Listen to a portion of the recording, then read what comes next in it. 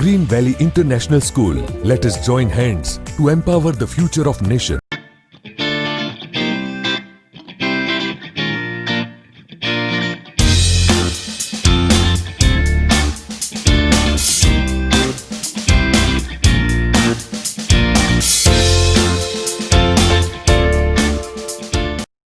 Namaste students.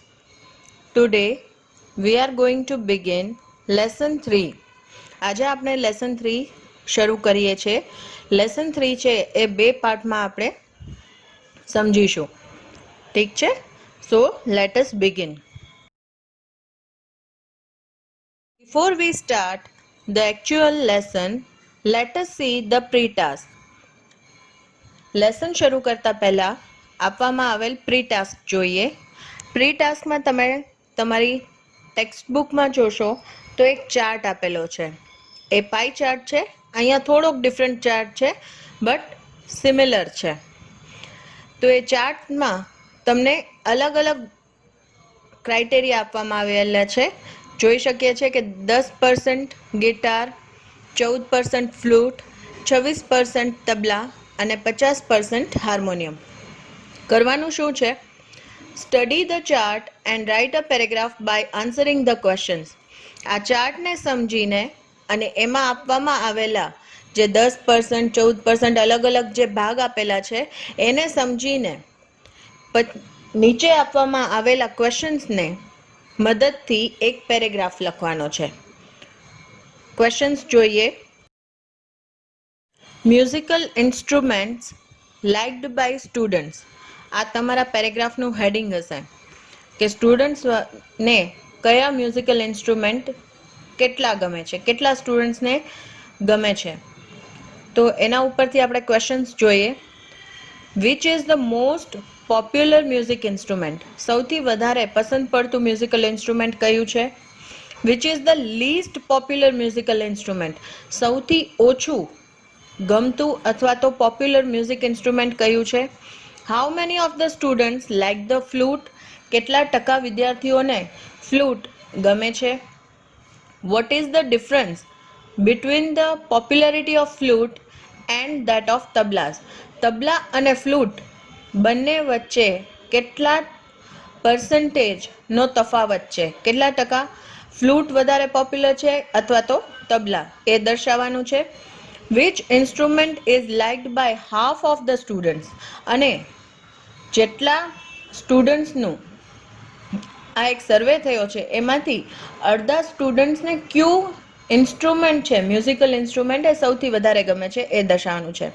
તો ટૂંકમાં તમને આગળ આપવામાં આવેલા ચાર્ટ પરથી એક પેરેગ્રાફ લખવાનો છે જેમાં તમારે બધી જ માહિતી લખવાની છે કે આટલા % અથવા તો આટલા ટકા વિદ્યાર્થીઓને ગિટાર ગમે છે, આટલા ટકાને ફ્લૂટ ગમે છે અને બાકીનાને હાર્મોનિયમ ગમે છે.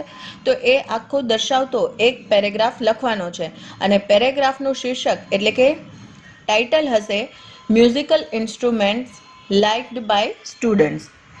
Clear with it? Now let us begin the main chapter. Mohan was born in a family of musicians. Music was in his blood. He grew up with musicians. Mohan છે, મોહન નામનો છોકરો, એ એક સંગીતકારોના પરિવારમાં એનો જન્મ થયો હતો અને સંગીતકારના પરિવારમાં એના જન્મ થવાથી મ્યુઝિક જે હતું, સંગીત જે હતું એ એના લોહીમાં હતું અને એ મોટા સંગીતકારોની વચ્ચે જ એનો ઉછેર થયો હતો. Like his father and other family members, he was initially trained in vocal music and then he tried his hand at the violin.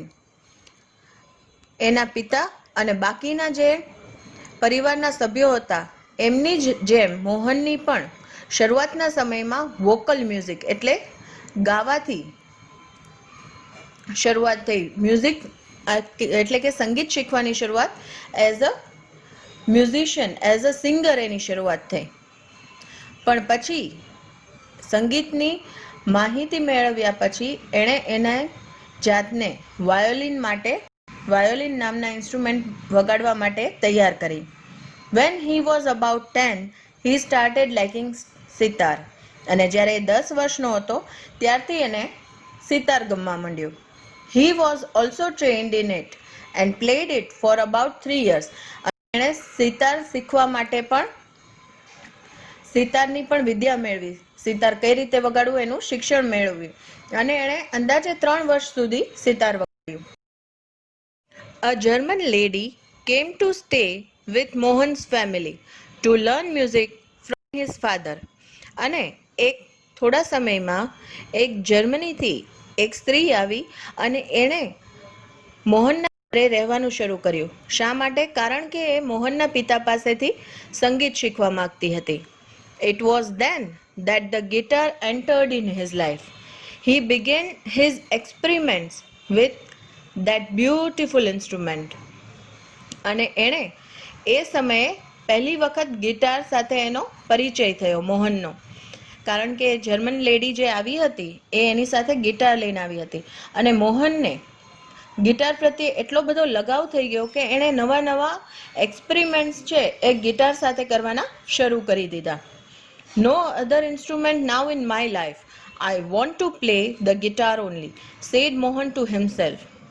Guitar took all his time. અને હવે મોહનને ગિટાર એટલું બધું પસંદ પડ્યું કે એણે શું વિચાર્યું કે મારી લાઈફમાં, મારા જીવનમાં હવે બીજું કોઈ ઇન્સ્ટ્રુમેન્ટ નહીં આવે. હવે પહેલાં એ વાયોલિન વગાડતો, પછી એણે સિતાર 3 વર્ષ વગાડ્યું, પણ ગિટાર સાથે એને એટલો બધો લગાવ થઈ ગયો, એટલો બધો પ્રેમ થઈ ગયો કે એણે નક્કી કરી લીધું કે હવે મારી લાઈફમાં, હવે મારા જીવનમાં બીજું કોઈ ઇન્સ્ટ્રુમેન્ટ નહીં આવે. અને ગિટારમાં જ એ એનો મોટા ભાગનો સમય ગિટાર સાથે જ વ્યતીત કરતો હતો. Guitar, the hall day guitar. Ours is a family where sitar, vocals and classical violin are practiced. The guitar does not have the effect which our instruments do, and moreover, it's not from India, said one of the family members. હવે મોહનને ખૂબ જ બધો સમય, એનો મોટા ભાગનો સમય છે એ ગિટાર સાથે વ્યતીત કરતા જોઈને એના પરિવારના જ એક સભ્યએ એને શું કહ્યું કે આખો દિવસ તું ગિટાર સાથે હોય છે, તારો મોટા ભાગનો સમય છે એ ગિટાર સાથે જ તું પસાર કરે છે, પણ આપણા પરિવારમાં સિતાર, ક્લાસિકલ વાયોલિન અને વોકલ એટલે કે ગાવા માટે સૌથી વધારે પ્રેક્ટિસ કરીએ છીએ. આપણે એની સાથે જે છે એ રિયાઝ કરીએ છીએ, સિતાર સાથે, વાયોલિન સાથે, અથવા તો ગાવા માટે રિયાઝ કરીએ છીએ. ગિટારની જે બીજા બધા ઇન્સ્ટ્રુમેન્ટની છે એટલી અસર નથી હોતી. અને બીજું પણ એક કારણ હતું કે ગિટાર છે એ ભારતનું ન હતું, ભારતનું ઇન્સ્ટ્રુમેન્ટ ન હતું. આવું એના ફેમિલી મેમ્બરે એને સમજાવ્યું. Do you know your father does not approve your love for the guitar, said his aunty. અને મોહનના આંટીએ પણ એને સમજાવવાનું શરૂ કર્યું કે તને ખબર છે તારો ગિટાર માટેનો જે પ્રેમ છે એ તારા પિતા ક્યારેય સ્વીકારશે નહીં, કારણ કે પરિવારના સભ્યો મોટા ભાગે સિતાર અને વાયોલિન જ વગાડે છે. But his mother came to help him. Let him follow his heart's desire, she declare. પરંતુ આ બધા પરિવારના સભ્યો જ્યારે મોહનને સમજાવતા હતા ત્યારે એની માતા એની મદદે આવી અને એણે શું કહ્યું કે મોહનને જે એનું મન કહે છે એ કરવા દો, એને જે ઇન્સ્ટ્રુમેન્ટ વગાડવું છે એ વગાડવા દો, એની સાથે એ રિયાઝ કરે છે તો એને એની ઈચ્છાથી કરવા દો, કોઈ પણ જાતના દબાવ વગર. Then his father started supporting him. He was overjoyed and decided to modify his western instrument. હવે એની માતાજીએ જ્યારે મોહનને સપોર્ટ કરવાનું શરૂ કર્યું ત્યાર પછી મોહનના પિતાએ પણ મોહનને સપોર્ટ કરવાનું શરૂ કર્યું અને એમણે ખુશી ખુશી એના જે વેસ્ટર્ન ઇન્સ્ટ્રુમેન્ટ હતું, જે ગિટાર હતું, જે ભારતીય ન હતું, એને મોડિફાઈ કર્યું, એને થોડોક એમાં બદલાવ લાવીને એક નવું જ ઇન્સ્ટ્રુમેન્ટ શરૂ કર્યું. He tried to make it suitable for playing pure Indian classical music. He spent 2 more years with guitar only. અને આના કારણે એણે એક એવું ઇન્સ્ટ્રુમેન્ટ બનાવવાની કોશિશ કરી જેના દ્વારા પ્યોર ક્લાસિકલ ઇન્ડિયન મ્યુઝિક, જે ભારતીયનું ક્લાસિકલ મ્યુઝિક હતું એ એના પર વગાડી શકાય અને એ સારું પણ લાગે. અને મોહને બીજા 2 વર્ષ ગિટાર સાથે પસાર કર્યા. One evening, there was a gathering of close family friends. In this small gathering, Mohan's brother, sister, and nephews, who were also performing artists, played music on their classical instruments. એક સાંજે જ્યારે બધા જ મિત્રો અને પરિવારના સભ્યો ભેગા થયા હતા એ સમયે મોહનના ભાઈ, બહેન અને એના ભત્રીજાએ મ્યુઝિક છે, સંગીત છે, એ ક્લાસિકલ ઇન્સ્ટ્રુમેન્ટ એટલે જે એમનું પરિવારનું જે ઇન્સ્ટ્રુમેન્ટ હતું સિતાર અને વાયોલિન એના ઉપર વગાડવાનું શરૂ કર્યું. There was a great appreciation અને એમના ખૂબ જ વખાણ થયા. એ સમયે Mohan to expressed his wish to perform. He played on guitar અને એ સમયે મોહને પણ ઈચ્છા જાહેર કરી કે મારે પણ વગાડવું છે, પણ મારે ગિટાર વગાડવું છે, મારે પરફોર્મ કરવું છે, મારે મારું મ્યુઝિક છે એ બધાને દર્શાવવું છે, પણ હું એ ગિટાર સાથે કરીશ. Okay, student, here we end our first part of lesson 3, Mohan and his Veena. અહીંયા આપણે આપણો પહેલો પાર્ટ લેસનનો કમ્પ્લીટ કરીએ છીએ. હવે પછીના પાર્ટમાં આપણે જોઈશું કે મોહનના પરફોર્મન્સ પછી એના પરફોર્મન્સ વિશે એના પરિવારના સભ્યો અને એના મિત્રોએ શું અભિપ્રાય આપ્યો. ઠીક છે, અત્યારે તમારું હોમલર્ન છે એ હાર્ડ કોપી કરવાના છે અને જે પ્રી ટાસ્ક આપણે પહેલાં ડિસ્કસ કર્યો એ તમારે નોટબુકમાં લખવાનો છે. Clear? Here we end our video. Have a great day and do take care of yourself. Bye.